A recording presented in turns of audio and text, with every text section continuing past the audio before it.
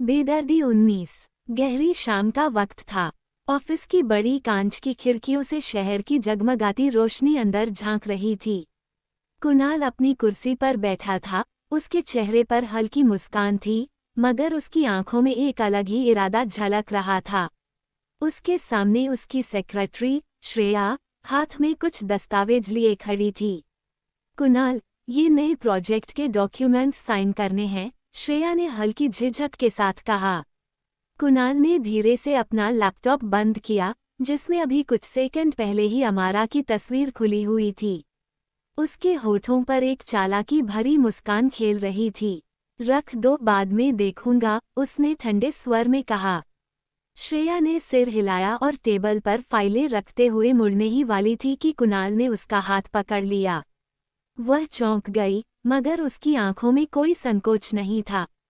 सुनो, वो कुर्सी से थोड़ा आगे झुकते हुए बोला, अमारा के बिजनेस मॉडल की रिपोर्ट तैयार करवा लो। मुझे हर डिटेल चाहिए, उनके clients, profit margin, financial strategy, सब कुछ। श्रेया हल्का मुस्कुराई और धीरे से उसकी गोद में बैठ गई। उसने अपनी उंगलियां कुणाल की शर्ट के कॉलर पर फेरते हुए कहा, लेकिन सर, आपने कहा था कि शादी के बाद। कुणाल ने हल्का हंसते हुए उसकी कमर को पकड़कर उसे और करीब कर लिया। शादी के बाद ही असली खेल शुरू होगा, फिलहाल मुझे अमारा के सामने परफेक्ट मंगेतर बनकर रहना है। उसकी आंखों में एक शैतानी चमक थी, जैसे कोई शिकारी अपने शिकार पर नजर गड़ाए बैठा हो। श्रेया ने उसकी गर्दन पर अपने होंठ फिराते हुए फुसफुसाया, और मैं क्या करूंगी? कुणाल ने उसकी थोड़ी पकड़कर उसे ऊपर देखा। तुम्हें बस वही करना है जो मैं कहूँ। हम दोनों जानते हैं कि हमें क्या चाहिए, पैसा, ताकत और अमारा की पूरी कंपनी। श्रेया ने शरारती हंसी हंसते हुए कहा, तो फिर खेल शुरू किया जाए। कुणाल ने उसे अपनी बाहों में कसकर भींच लिया और धीरे से उसके कान में कहा, खेल तो बहुत पहले ही शुरू हो चुका है श्रेया, बस अब इसे अंजाम तक पहुंचाना है। उसने अपना फोन उठाया और किसी का नंबर डायल किया। मुझे तुम्हारी जरूरत है, उसने गंभीर लहजे में कहा। काम शुरू करो, और किसी को भनक तक नहीं लगनी चाहिए। फोन कटते ही कुणाल की मुस्कान और गहरी हो गई। उसके इरादे अब और भी ज्यादा खतरनाक नजर आ रहे थे। रात का समय था। कुणाल के घर का आलीशान हॉल बार की हल्की रोशनी से जगमगा रहा था। उसकी भाभी सुमन सोफे पर बैठी हुई थी। उसके हाथ में शराब का गिलास था और उसकी आंखों में अजीब सी बेचैनी झलक रही थी। साड़ी में लिपटी हुई वह अपने दुखी और लाचार व्यक्तित्व का दिखावा कर रही थी। कुणाल हॉल में दाखिल हुआ। उसे देखकर सुमन हल्की मुस्कान दे दी। कुणाल, कितनी देर लगा दी आने में? कब से तुम्हारा इंतजार करते करते 2 वोडका अकेले ही पीना पड़ा। सुमन की लहकती हुई आवाज पर कुणाल तीखे स्वर में कहने लगा, किसने कहा तुम्हें मेरा इंतजार करने का के लिए? क्योंकि तुम मुझे अच्छे लगते हो, बिल्कुल अपने भाई की तरह, सुमन ने नशे में लहराती आवाज में कहा। कुणाल की भौहें तन गईं। उसने ठंडी आवाज में कहा, अगर तुम्हारा नाटक खत्म हो गया हो तो जाकर आराम करो। सुमन ने गिलास टेबल पर रखते हुए कुणाल की तरफ देखा। उसकी आंखों में हल्का दर्द था, मगर होठों पर एक हल्की मुस्कान थी। नाटक? तुम्हें क्या लगता है मैं नाटक कर रही हूँ? मेरा पति मर गया, मेरा सब कुछ छिन गया, और तुम मुझे नाटक कह रहे हो? उसकी आवाज कांप गई। वह धीरे धीरे उठी और कुणाल के पास आकर रुकी। उसकी नजरें किसी अनकहे दर्द से भरी थीं। लेकिन तुम्हें क्या फर्क पड़ता है? आखिर हम दोनों अकेले हैं। सुमन ने उसकी तरफ एक कदम और बढ़ाते हुए कहा। कुणाल अचानक चौकन्ना हो गया। उसने असहज महसूस किया और थोड़ा पीछे हटा। ये क्या बकवास कर रही हो?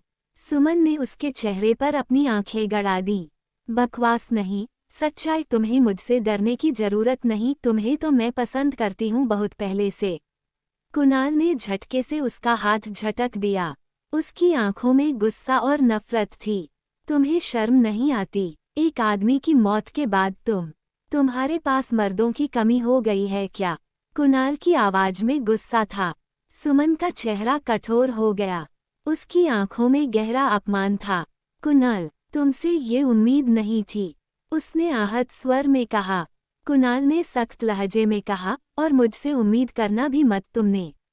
जो कुछ भी खोया है उसके लिए दूसरों को मत दोष दो, और हाँ, अपनी गंदी चालों से मुझे फंसाने की कोशिश मत करना। सुमन ठिठक गई। उसकी आंखें क्रोध और अपमान से भर गईं। कुणाल, तुम खुद क्या हो? क्या मैं जानती नहीं अमारा से मंगनी के बाद भी जाने कितनी लड़कियों के साथ तुम्हारे संबंध है। तुम भी अपने भाई की तरह हो, किसी एक जिस्म से तुम्हारी भूख शांत नहीं होती। और मैं तो बस तुम्हें पाना चाह रही हूँ, सुमन ने तंज कसते हुए कहा। कुणाल की आंखों में क्रोध भड़क उठा। अपनी औकात से आगे मत बढ़ो, इसी में तुम्हारी भलाई है। ये बात तुम भी याद रखो। सुमन का लहजा कुणाल को बुरी तरह से चिढ़ा गया। वो उसकी ओर आता हुआ दांत भींचे हुए चीखा। तुम जैसी लालची औरत ये बोल रही है? तुम भूल रही हो कि तुम्हारी औकात क्या थी। हाँ, अच्छे से मुझे मेरी औकात पता है कि इंटरप्राइजेज की आधी मालकिन मैं हूँ, और ये बात तुम भूला मत करो। ये सुनते कुणाल का जैसे पारा सांतवे आसमान पर पहुंच गया। वो उसकी ओर आता उसका बाजू अपनी हथेली से दबाते हुए कहने लगा, तेरी असली औकात क्या है ये मैं बताता हूँ। एक साधारण नर्स की तरह इस घर में आई थी और मेरे भाई को अपने जिस्म के जाल में फंसाकर उसकी पत्नी बन बैठी। सुमन दर्द में कराहती उसे धक्का देकर खुद को अलग कर लेती है। उसकी आंखों में क्रोध और अपमान चमक उठा। औकात? हाँ, मैं नर्स थी, लेकिन तुम्हारा भाई कौन सा दूध का धुला था।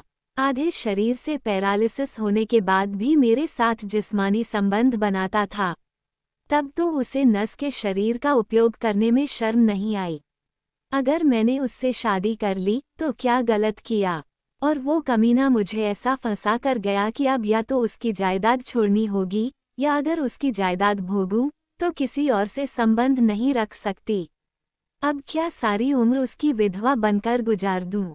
सुमन की आवाज दर्द और गुस्से से कांप रही थी। मुझे इससे मतलब नहीं है, मैं तो बस इस दिन का इंतजार कर रहा हूँ कि किसी रोड एक्सीडेंट में तू मर जा, और तब फिर तेरा जिस्म और तू किसी काबिल नहीं रहेगी। बस तब तक के लिए मुझसे दूर रह और अपना काम से काम रख, समझी? कुणाल उसे घूरता हुआ वहां से चला गया। सुमन की आंखों से आंसू छलक पड़े, लेकिन वे आंसू सच्चे थे या दिखावे के, ये कहना मुश्किल था। उसकी नजरें अब नफरत और बदले की आग से जल रही थीं। सुमन नशे में धीरे धीरे सोफे पर गिर पड़ी। सुमन का चेहरा कठोर हो गया। उसकी आंखों में गहरा अपमान यूं कुलबुला उठा जैसे कोई वादा खुद से वो कर रही हो। कहानी आगे जारी रहेगी। कहानी पसंद आने पर लाइक करे, सब्सक्राइब करे और अपने मित्रों से साझा करना न भूले। धन्यवाद।